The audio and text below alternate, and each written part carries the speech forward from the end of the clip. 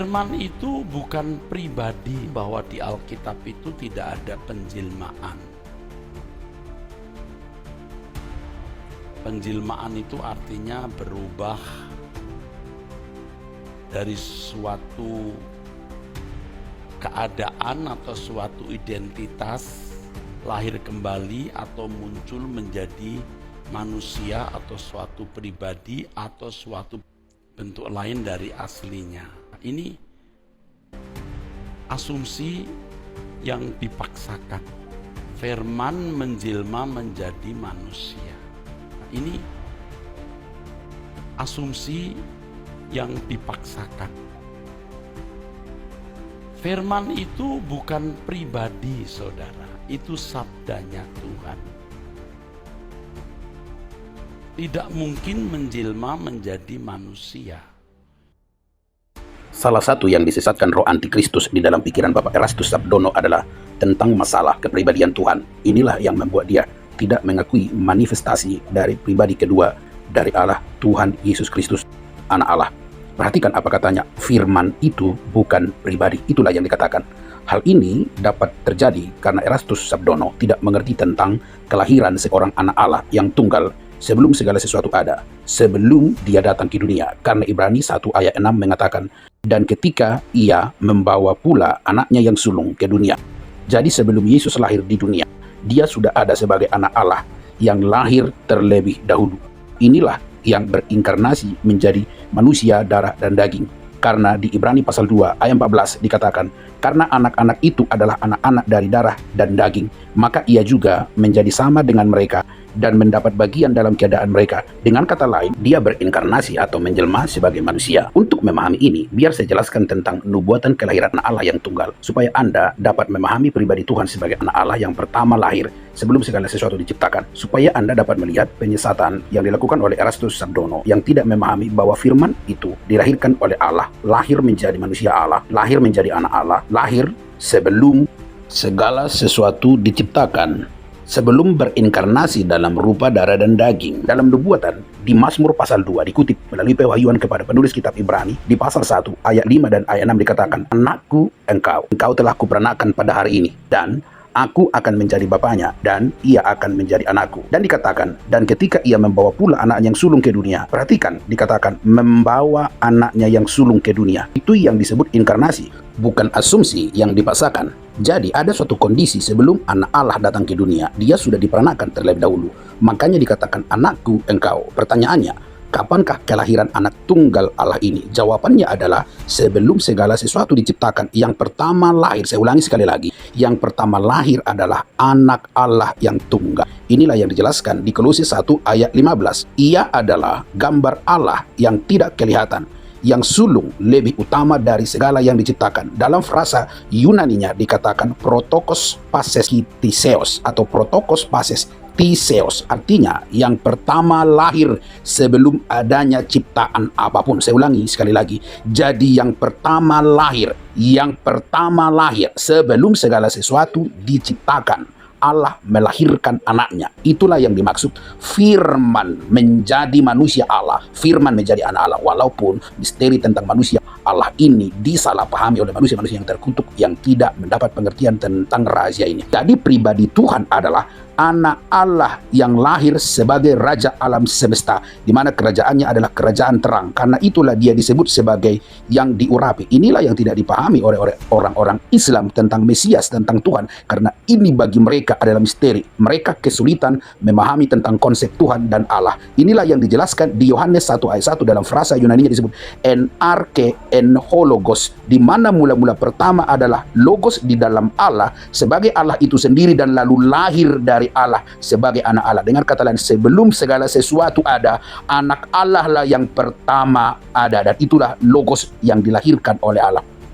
Jadi sebagai Tuhan, sebagai yang diurapi, sebagai Raja alam semesta, inilah hakikat dari pribadi kedua, pribadi Tuhan Yesus yang adalah logos lahir sebagai anak Allah. Tentu saja adalah sesuatu kebodohan ketika dikatakan bahwa terlalu dipaksakan atau asumsi mengatakan firman itu sebagai pribadi. Saya akan menjelaskan Kristus atau Mesias atau urapan Raja untuk saudara dapat memahami tentang hakikat dari logos itu yang menjadi anak Allah, atau principality dari arti kata logos yang sejati. Karena dikatakan oleh Erastus Sabdono bahwa firman itu hanya sabda Allah. Nah, sekarang biarkan saya menjelaskan logos atau sabda Allah atau perkataan Allah ini untuk membantu mereka yang ditipu oleh anti Kristus yang sangat menyesatkan. Penyesatan ini adalah akibat mereka tidak menerima roh pengetahuan akan pewahyuan ini, tetapi memaksakan diri mengajarkan sesuatu yang hanya berdasarkan logika ilmu pengetahuan teologi yang rapuh dan yang sungsang, bukan suatu perjumpaan dengan roh wahyu itu sendiri. Ketika Erastus menolak pribadi dari firman itu karena dia tidak mengerti bagaimana anak Allah yang adalah kelahiran firman dari Bapa menjadi suatu pribadi, suatu roh, Kristus, Mesias, anak Allah. Jadi dia sedang menyangkal pribadi anak Allah yang adalah eikon atau selem atau gambar dari Bapa yang misteri atau yang tidak kelihatan. Sebab 1 Yohanes pasal 2 ayat 23 mengatakan, sebab barang siapa menyangkal anak, ia juga tidak memiliki Bapa. Sebab ketika kita menyangkali pribadi kedua dari Allah, maka kita tidak akan diberikan pengertian untuk bisa mengenali yang benar tentang kealahan. Karena gambar Allah adalah pribadi kedua dari Bapa yang misteri yang tidak bisa kita kenali. Jadi jalan untuk mengenali Bapa adalah pribadi yang kedua. Itulah sebabnya Yesus mengatakan, "Kulah jalan kebenaran dan hidup. Tidak seorang pun datang kepada Bapa tanpa melalui aku," yaitu gambar dari Allah yang misteri. 1 Yohanes pasal 5 ayat 20 berkata, "Akan tetapi kita tahu bahwa anak Allah telah datang dan mengaruniakan atau telah mengaruniakan pengertian kepada kita supaya kita mengenal yang benar, dan kita ada di dalam yang benar, di dalam anaknya Yesus Kristus." Dengan kata lain, kalau kita menyangkali pribadi dari firman itu sendiri, kita tidak akan mungkin dapat mengenal kealahan dengan benar, sebab dia adalah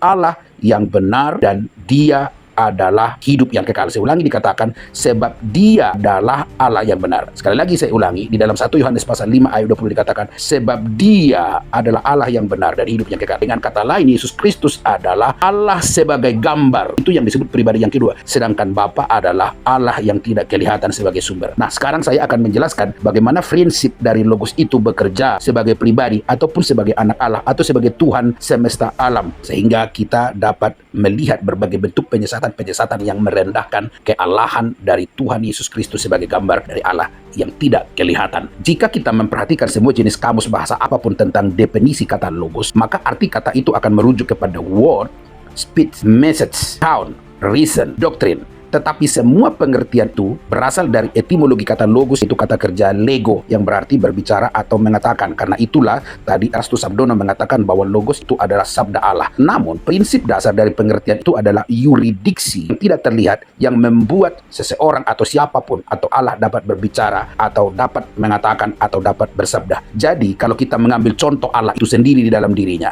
jadi Allah tidak akan dapat berbicara jika tidak ada yuridiksi logos. Saya ulangi, Allah tidak akan dapat berbicara jika tidak ada logos sebagai yuridiksi yang membuat Allah berbicara. Itulah hakikat sejati dari logos. Jadi logoslah yang membuat Allah dapat berbicara dalam berbagai bentuk Allah berbicara. Saya ulangi, jadi di dalam diri Allah, jika tidak ada logos, Allah tidak dapat berkata-kata. Karena untuk Allah dapat berkata-kata harus ada yuridiksi di dalam dirinya sendiri. Sekarang kita keluar dari diri Allah. Jika tidak ada logos sebagai law atau sebagai hukum rohani atau sebagai yuridiksi yang menopang kata-kata atau ide atau pikiran atau DNA setiap makhluk, maka tidak ada makhluk yang dapat melakukan apapun. Itulah arti atau definisi sejati dari kata logos. Jadi apapun yang bisa dilakukan makhluk, apapun jenis makhluk atau manusia yang dapat mengartikan, yang dapat mendefinisikan seperti word, speech, message, account, reason, doctrine, semua itu berasal dari sistem kehidupan yang diprogram oleh logos sebagai suatu DNA. Karena DNA adalah cetak biru genetik yang mengkode semua informasi yang menentukan struktur fungsi dari tubuh, termasuk otak, karena otak juga adalah bagian dari tubuh. Nah, gen dalam DNA mengatur pembentukan neuron atau sel saraf, neurotransmitter, dan jalur sinaptik yang menjadi dasar aktivitas berpikir. Jadi tidak akan ada DNA yang menjadi dasar dari pikiran atau aktivitas apapun nama makhluk itu jika tidak ada yuridiksi sebagai principality yang memungkinkan adanya ide itu. Itulah pengertian sejati dari kata logos. Jadi logos itu terlebih dahulu menjadi anak Allah,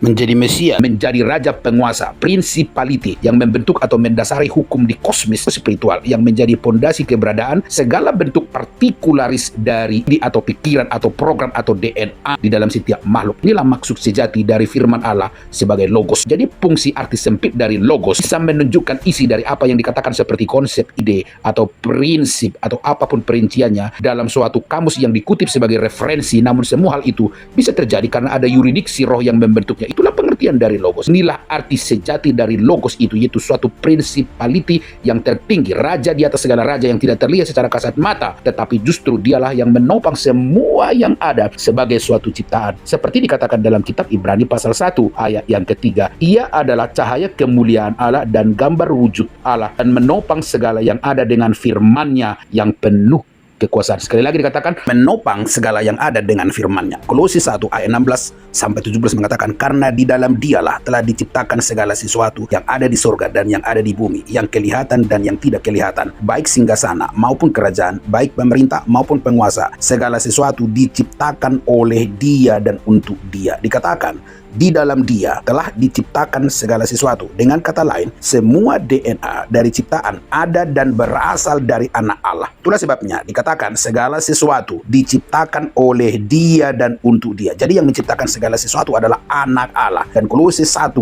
ayat 17 mengatakan, ia ada terlebih dahulu dari segala sesuatu, dan segala sesuatu ada di dalam Dia. Saya ulangi, dikatakan dalam Kolose 1 ayat 17, ia ada terlebih dahulu. Ia ada terlebih dahulu bukan berarti di sini cuma sekedar firman, tapi firman yang lahir dari Allah menjadi anak Allah. Itulah kehidupan pertama di luar Allah. Itulah yang dimaksud dengan pribadi yang kedua. Jadi yang pertama ada, sebelum ciptaan ada menjadi kehidupan di luar Allah, adalah anak Allah yang lahir dari Allah. Karena itulah dikatakan ia ada terlebih dahulu. Segala sesuatu bisa menjadi ada karena principality yang menjadi yuridiksi dari semua keberadaan. Ialah logos, pribadi yang kedua yang lahir dari Allah, raja di atas segala raja. Dan kalau kita menolak dengan mengatakan bahwa firman itu bukan pribadi, sesungguhnya penyesatan itu akan sangat merusak setiap orang yang mendengar pengajaran kita.